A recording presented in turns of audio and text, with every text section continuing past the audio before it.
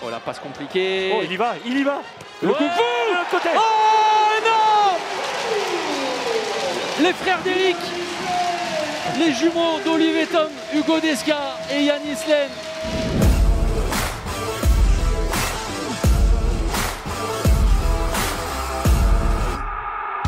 Bonjour à tous, bienvenue dans le débrief.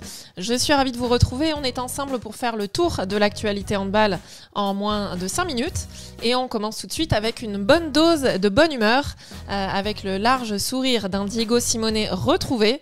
En effet, le demi-centre montpelliérain a largement contribué à la victoire de Montpellier face à Toulouse. C'était samedi soir, victoire 35-32 au FDI Stadium. Et en cette période un petit peu compliquée, ça fait du bien d'écouter le positif du demi-centre argentin. On l'écoute. Tout le temps j'ai envie, mais là je me suis dit il faut que j'arrête de jouer pour les autres et je joue pour moi un peu. Ouais, ça marche. Non, vraiment, ça fait quelques temps que je me concentre trop sur les tactiques et tout. Et il faut se faire plaisir. Si tu ne te fais pas plaisir, et surtout moi que j'ai besoin de plaisir, aujourd'hui ça s'est vu. Avec Kiki, Kylian, on a fait un bon duo et j'espère que ça va continuer comme ça. Et on enchaîne avec la première victoire de l'année de Dunkerque. Oh, que ça fait plaisir de voir les Dunkerquois s'imposer. C'est une victoire au buzzer sur un dernier penalty de Théo Avelange de Mouge.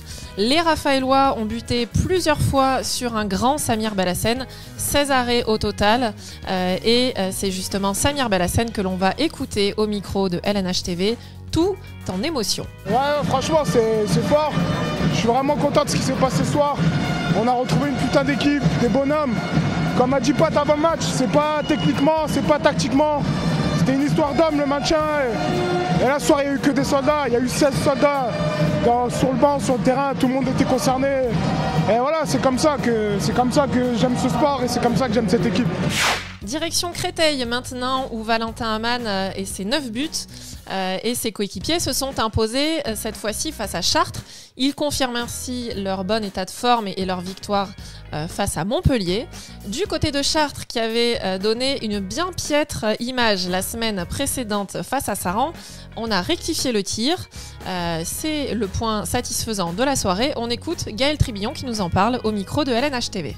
J'espère qu'on a donné l'impression aux gens que voilà, l'image de la semaine dernière, c'était une fausse image de nous. Après, malheureusement, voilà, c'est le handball, il faut un gagnant, un perdant. Ce soir, ça n'a pas payé et bravo à Créteil, c'est comme ça. Les autres résultats de la journée, les voici. À noter la victoire de Nantes face à Istres, 28-32. La belle victoire de Limoges face à Cesson, 32-29. Et celle de Chambéry sur les terres de Nancy, 36-32. Et vous regardez les autres résultats. En Pro League, retenons que Ivry creuse encore l'écart après sa victoire face à Cherbourg, couplée à la défaite de Dijon face à Nice. Au classement, Ivry a maintenant donc 11 points d'avance sur ses poursuivants, mais que ensuite 7 équipes se tiennent en seulement 4 points. La Pro League est un championnat archi serré et très incertain. Je vous invite donc à le suivre dès vendredi. Au programme cette semaine, ça commencera jeudi soir. Eh bien, Istres recevra Limoges. C'est à suivre à 20h sur LNH TV. Vendredi, place au multiplex avec 2 matchs sur LNH TV ainsi qu'un magnifique Nantes-Dunkerque à suivre sur beIN Sport. Et on clôturera ce week-end avec Saran-Montpellier à 15h sur LNH TV dimanche, suivi du choc entre Chambéry et Paris. Ce sera à 17h sur beIN Sport. C'en est fini pour aujourd'hui. Je vous souhaite une bien belle semaine et je vous laisse avec cette belle image des Parisiens et Nîmois réunis autour d'un message de paix. Prenez soin des vôtres et de vos proches.